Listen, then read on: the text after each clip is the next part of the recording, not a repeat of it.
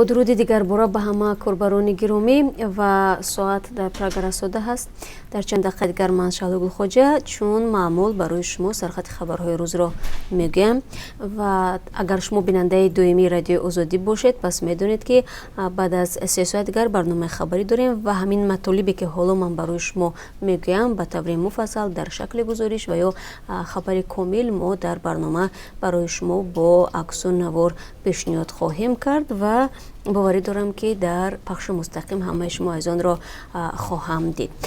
مقامات تاجیک در زندان‌های کشور تفتیشی را به راه ماندند که هدف پیشگیری از آشوب‌های احتمالی است. این تفتیش سرتاسری در محبس‌ها بعد از آن آغاز شد که زندان‌های تاجیکستان در نیم سال اخیر شاهد 2 آشوب پرقربانی بودند.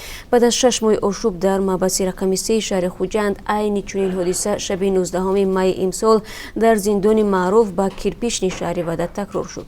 در آشوب زندان شهر وحدت 3 ناظر زندان و 29 محبوس کشته شدند. مقامات گفتند آشوب را محبوسان عضو گروه‌های تندرو انجام دادند. هفته گذشته گروه تندروی دولت اسلامی مسئولیت شورش در زندان وحدت را که منجر به کشته شدن 32 کس شد بر عهده گرفت.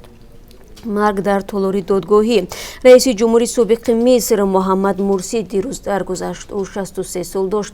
بعد مرافعه مرسی بیهوش شد و فوتید. او را بعد 1 سال ریاست جمهوری در مصر در سال 2013 پس از تظاهرات عظیم مردمی ارتش کشور برکنار کرد.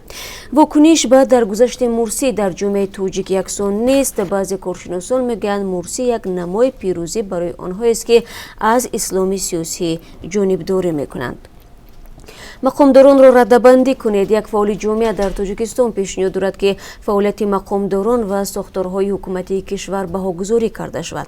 به عبارت دیگر فرض کردیم هر ماه در ردبندی مقامدار و ساختاری بهترین و برعکس معلوم کرده شود تا اینکه جامعه درباره فعالیت حکومتداران معلومات داشته باشند و به صفت کار آنها بهاگذاری کرده توانند. همکاران ما با مؤلف این پیشنهاد صحبت کردند و در برنامه خبری همراه این صحبت را با شما تماشا خواهیم کرد. گر شناور نیستی پا بر لب دریا نمان. اما سال با شروع موسم تابستان و آغاز گرمی ها نگرانی های نجات دهندگان کمیته حالتی های فوق‌العاده بیشتر می شود، زیرا اکثر کودکان و نوجوانان برای آببازی جایهای خطرناک و ممنوع را انتخاب می کنند. تعداد اصلی آنها بدون اجازه والدان و حضور کلانسالان برای آببازی می آیند. شماره کمی والدان فرزندانشان را مورد آببازی نظارت می کنند. در نتیجه همه سال 10 نفر غرق می شوند. در برنامه امروز به این موضوع توجه خواهیم کرد و با همین می بینیم که کیها امکان استفاده از اکواپارک ها را در تاجیکستان دارند. تاریخ تکرار می شود و یا لرزش در چین، لرزش زمین جنبی روز گذشته در شهر چانگ نینگ باعث لغزش یک کوهپاره گردید. در پی این آفت طبیعی 12 نفر هلاک شده و 10 کسی دیگر جراحت برداشتند.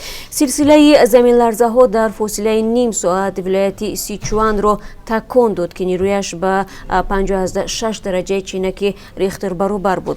جایز به یادآوری است که زمین لرزه شدید در همین ولایت در سال 2008 حیات 70,000 نفر را از بین برد. خب بینندگان عزیز، این چند مطلبی بود که من خواستم در این چند دقیقه برای شما بگم و خبرهای از این بیشتر داریم در دست که در برنامه خبری حتما برای شما خواهیم گفت. فراموش نکنید ساعت 1 با وقت پراگ، ساعت 4 با وقت تاجیکستان و ساعت 2 با وقت مسکو همه شما را در آزادی ویدیو کانال رادیو آزادی در یوتیوب منتظر می شویم. روز خوب داشته باشید و تشکر برای توجه.